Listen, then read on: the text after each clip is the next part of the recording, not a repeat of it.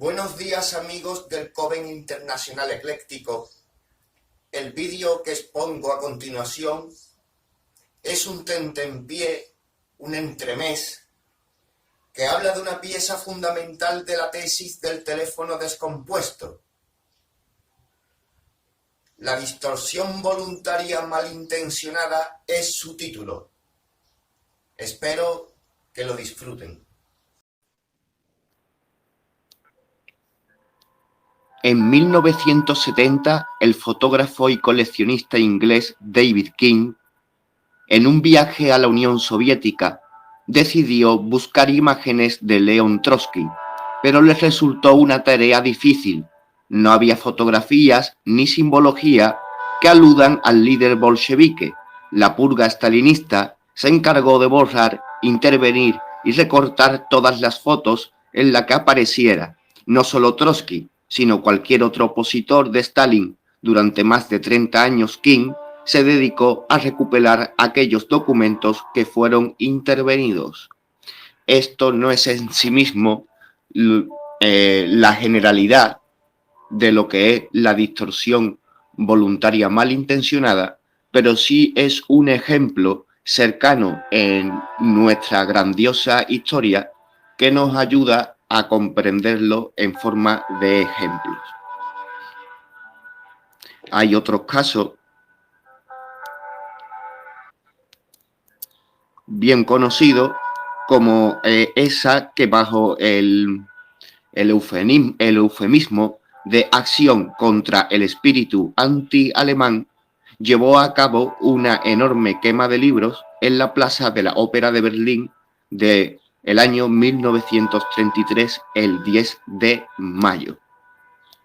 Son muchísimos los ejemplos que encontraríamos a lo largo de la historia, desde faraones o emperadores romanos que se dedicaban a desprestigiar y apagar a autores y escritores que hablaran mal de su antecesor, de construir estatuas utilizando la materia prima, una estatua anterior o cosas así. Hay ejemplos a porrillo. La imposición de las cronologías oficiales en cada periodo hegemónico imperial y ese tipo de cuestiones, ¿no? Hay muchísimas. Y esto que hemos dicho que es una pieza fundamental, pues se puede demostrar que es una pieza fundamental al ver que dentro de este esquema podrían caer ciertos grandes episodios de la historia, que no los voy a citar ahora mismo todos, pero ahí los vemos. El ejemplo que vamos a utilizar hoy es simplemente es uno que ya decimos, lo utilizamos como ejemplo, como de igual manera hemos comentado dos ejemplos cercanos en la historia, que ha sido esa purga en los documentos que utilizó Stalin y la quema del libro en el periodo de la Alemania nazi. Y todo esto pues va recordando a esas citas que se va haciendo en la novela en 1984 sobre que aquellos que controlan el pasado dominan el presente, patatín, patatán. Ahí vamos viendo por dónde va el tema. Como bien es sabido, la Biblioteca de Alejandría pues está en la ciudad de Alejandría, que está en el delta de la desembocadura del río Nilo, el río más largo del mundo, el río que dio origen a la cultura ancestral del antiguo Egipto, pero que con el devenir del tiempo, tras la conquista de Alejandro Magno, este Egipto quedó en un influjo helenizante, y lo que quiere decir de que la cultura griega pues se fue introduciendo en las tierras del Egipto. Y de ahí viene esa ciudad de Alejandría, que por supuesto fue fundada por Alejandro. La Biblioteca de Alejandría se propuso reunir todos los escritos de la filosofía de su época y del pasado, y se emprendieron a la tarea, siendo una biblioteca famosa y esplendorosa.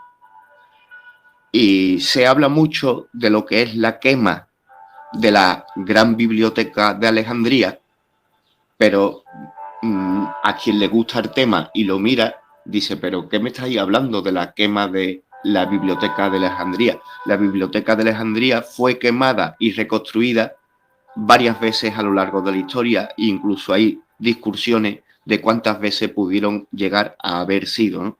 La primera destrucción y más famosa fue tras la muerte de Alejandro.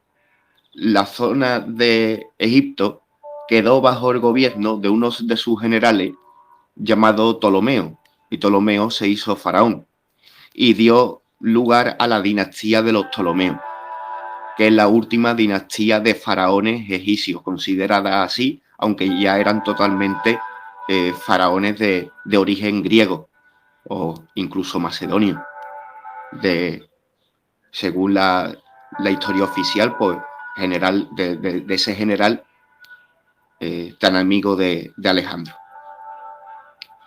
Y con el tiempo y el devenir, pues llegamos a la última faraona de Egipto, que es Cleopatra de los Ptolomeos, y en esa época pues vemos que es en donde se atribuye en una guerra civil romana la primera quema y destrucción de la gran biblioteca en el año 48 a.C., en los tiempos de Julio César. Dicen que fue accidentalmente durante la Segunda Guerra Civil de la República Romana, pero no está claro en qué medida fue realmente destruida, ya que las fuentes indican que se sobrevivió o fue reconstruida poco después. Claro, como estamos comentando, fue destruida y reconstruida varias veces a lo largo de la historia.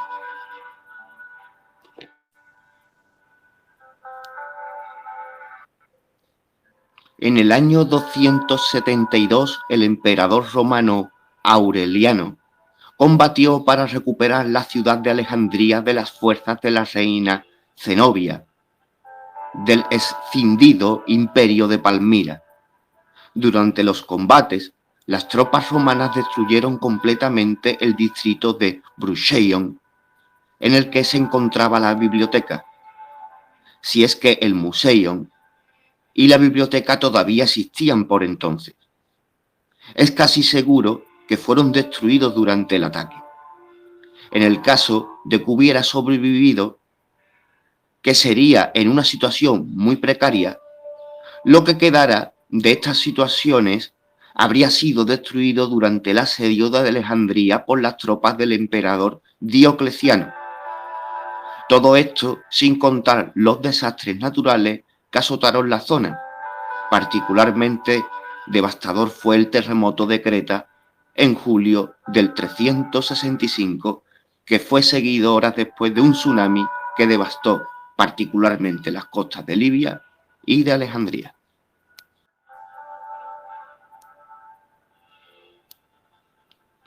Es posible que este nuevo Museion sea el protagonista de la difundida historia de que la biblioteca de Alejandría fue incendiada en el año 640, cuando Alejandría fue conquistada por el ejército musulmán de Al-Ir al-As.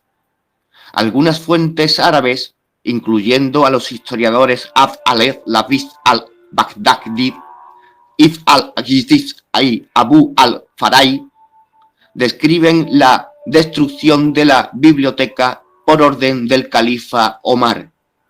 El escrito del siglo XIII, Bar Herbraus, cita a Omar diciendo a Juan Filópono: si esos libros están de acuerdo con el Corán, no tenemos necesidad de ellos, y si se oponen al Corán, destrúyelos.